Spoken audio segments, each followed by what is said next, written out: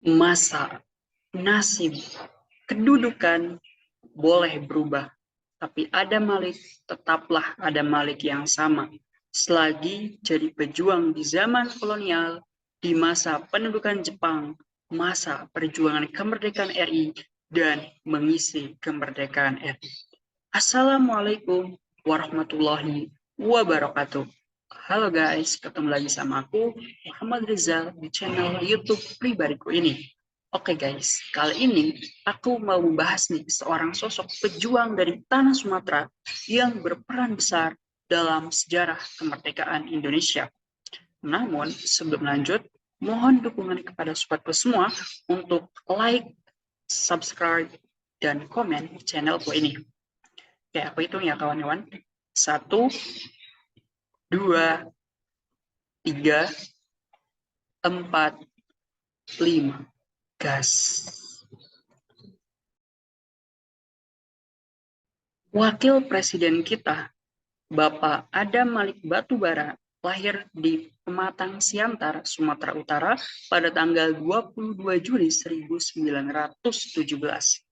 Adam yang hidup di 4 zaman, yaitu masa penjajahan Belanda, Jepang, Orde Lama, dan Orde Baru, terlahir dari sebuah keluarga yang berkecukupan. Orang tuanya merupakan pedagang sukses dan cukup kaya di Pematang Siantar. Hidup dalam keadaan berada tak membuat Adam terlena dalam kenikmatannya. Ia tetap memelihara jiwa pemberontak dari ketidakadilan, melihat kepahitan hidup pekerja perkebunan Sumatera yang datang ke toko ayahnya untuk membeli kebutuhan pokok, membuat Adam sadar tentang arti merdeka bagi manusia dan bangsanya.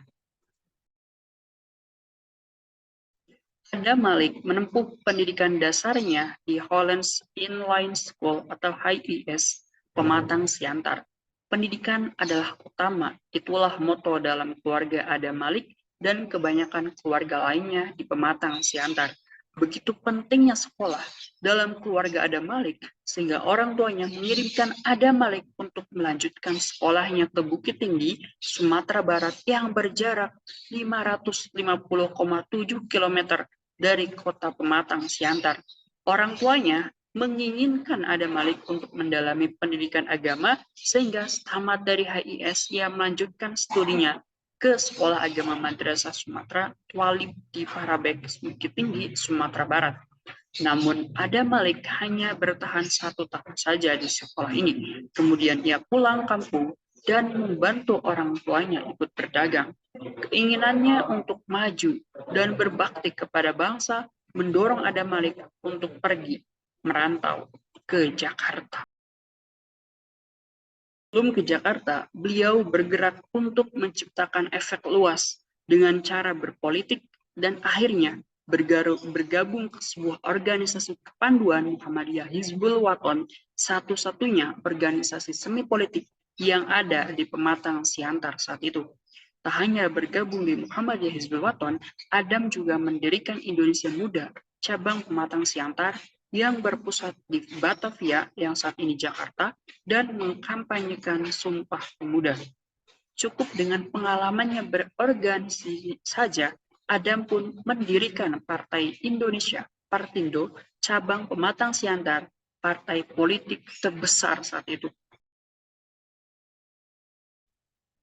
Aktivitas politik Adam itu kemudian membawanya berhubungan dengan dunia jurnalistik. Tulisan-tulisan Adam pertama kali dimuat di harian Pelita Andalas Aswan di Jauhari Salim dan Hamid Lubis, selain dalam majalah Partindo yang tersebar di pelosok Sumatera.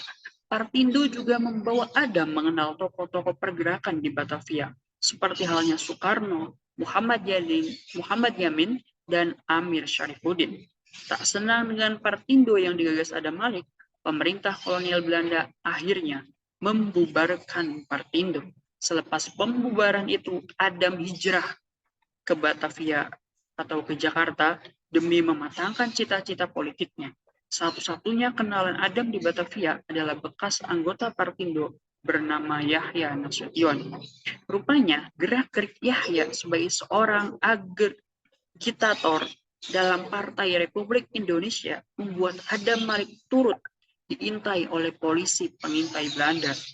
Ketika Belanda mulai menangkap siapa saja yang menjadi anggota PARI pada 1935, Adam ikut ditangkap ketika sedang berada di Pasar Senen dan ditahan selama 1 tahun di penjara Streusswijk.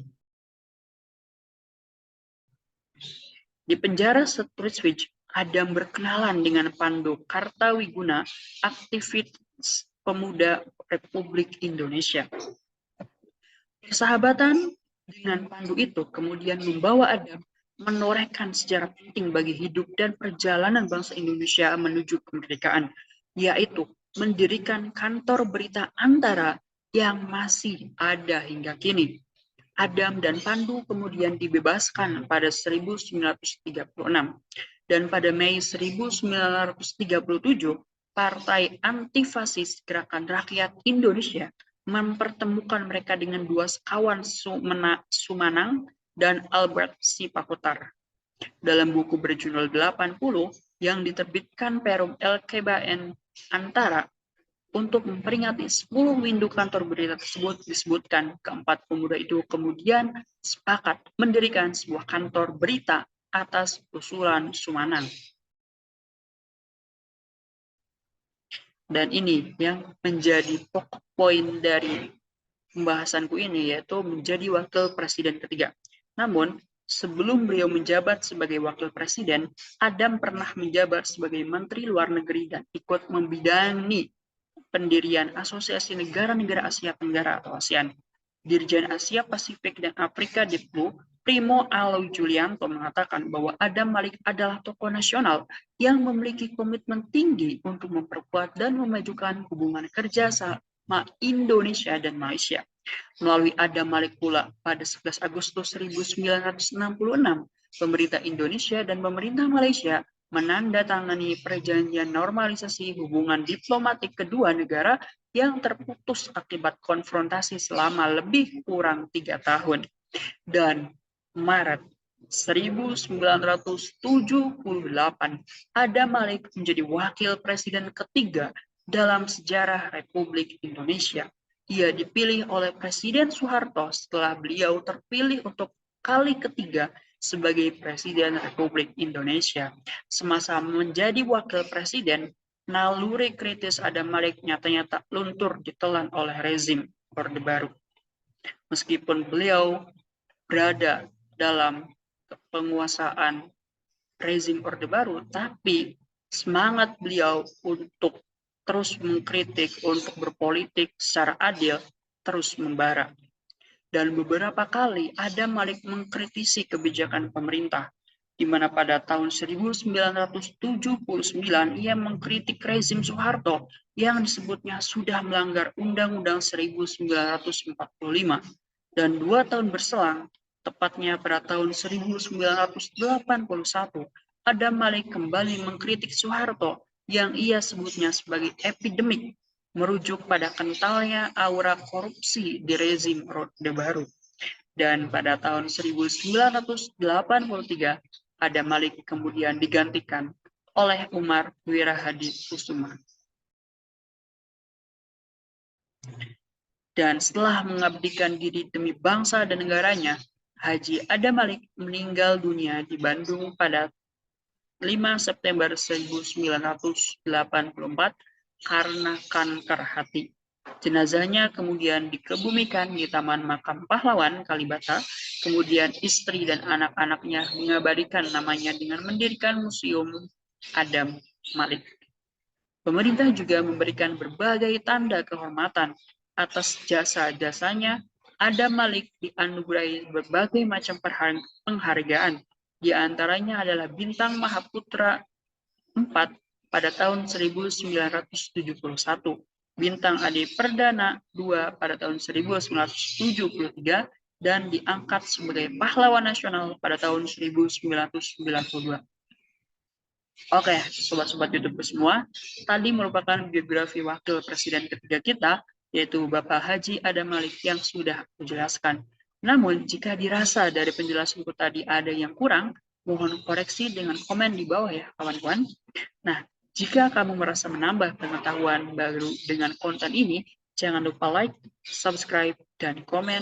Wassalamualaikum warahmatullahi wabarakatuh.